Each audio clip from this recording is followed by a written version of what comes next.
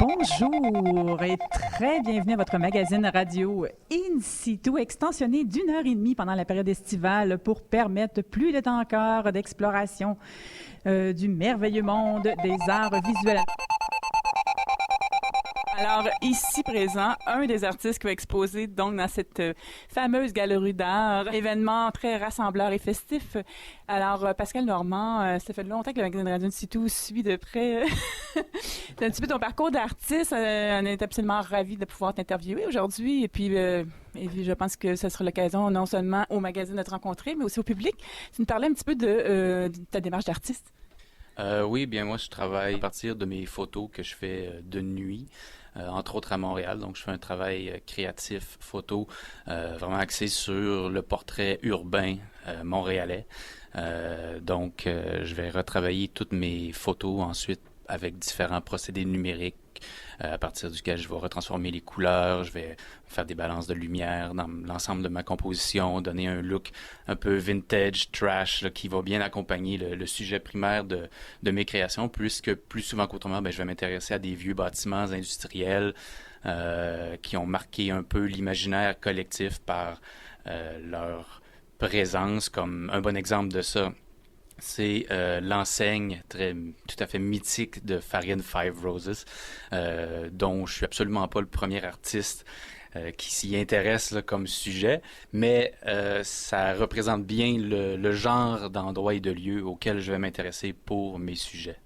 J'aime beaucoup l'univers créé justement dans tes œuvres, donc elle est photos, couleurs, thématiques énigmatiques et surtout, je pense, des œuvres grand format. Alors, je ne sais pas si je décris bien ce qui m'a particulièrement frappé Oui, ben en ou fait, inspiré.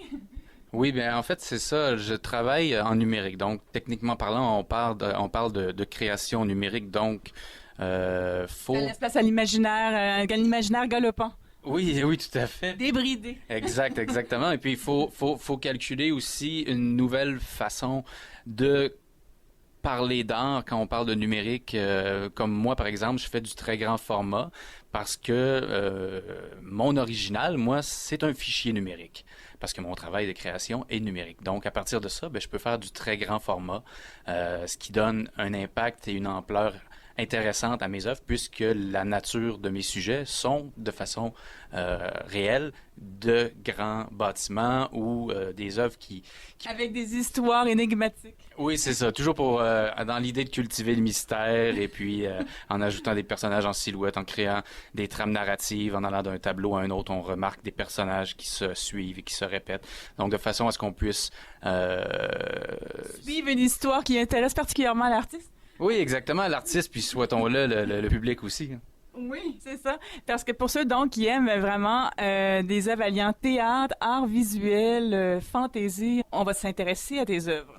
Oui, absolument. Je pense que les gens sont captivés par l'ambiance qui émane de mes créations et les gens sont appelés par les lieux qu'ils reconnaissent ou les bâtiments ou les sujets qu'ils reconnaissent dans la vie réelle. Parce que le travail que je fais est un peu d'apporter, de remettre au visage des gens des éléments qui appartiennent à la mémoire collective, donc des endroits que l'on voit mais qu'on prend pas le temps de regarder. Donc je les récupère, disons, avant qu'ils soient démolis ou qu'ils disparaissent à tout jamais ou qu'ils soient transformés en condos. Donc de les récupérer puis de les remontrer sous un nouveau jour avec une bonne façon de les regarder alors qu'on le fait pas normalement au quotidien, alors qu'on passe souvent à côté de certains lieux qui ont beaucoup à raconter. Oui, parce que je parlais de ce qui m'avait particulièrement attiré, mais ce qui est la grande vedette des œuvres, c'est tout le patrimoine urbain qui est une source d'inspiration première. Hein? Oui, absolument. Moi, ça fait plus d'une douzaine d'années que je fais de la photo de nuit à Montréal. C'est toujours sous un mode exploratoire. Je veux dire, on peut passer une centaine de fois à côté d'un endroit, puis c'est la fois suivante où on va, comme photographe, réaliser le point de vue duquel il serait intéressant de prendre tel ou un tel sujet. Donc, c'est toujours un travail qui est en évolution puis qui doit être répété au niveau de l'exploration, en prenant des notes de jour, en retournant voir la lumière disponible de nuit. Des fois même, en dévoilant, en faisant de longues expositions photos, en dévoilant des éléments qu'on voit même pas à l'œil, parce que l'œil, naturellement, est toujours attiré vers la lumière, mais vers les points d'ombre, des fois, en longue exposition sur trépied, on peut dévoiler des éléments qui sont pas visibles à l'œil. Donc ça aussi, je trouve ça fascinant, de révéler des choses qui sont moins accessibles en temps normal. Donc, Pascal Normand, oui, effectivement, j'aimerais participer à une balade avec toute cette exploration. Donc, il y a non seulement la possibilité de te rencontrer dans le cadre du FIMA, mais aussi peut-être dans le cadre d'une balade urbaine, c'est clair. En terminant, peut-être toi, tu fais partie de, je pense que tu es un travailleur, un artiste autonome dont on parlait tout à l'heure. Mon nom d'artiste, c'est Pascal Normand, mais je travaille aussi, disons, sous la bannière d'entreprise qui s'appelle Rustic Design. Donc, moi, je pense, comme artiste, il faut savoir faire la mise en marché de ses œuvres pour pouvoir penser, mettre un petit crochet dans la case « vivre de son art ». Chose que je peux prétendre maintenant, sans rien prendre pour acquis, évidemment, mais j'ai réussi à vivre de mon art comme ça. Donc, j'ai vraiment commencé à porter deux chapeaux, donc celui de l'artiste et celui de l'entrepreneur.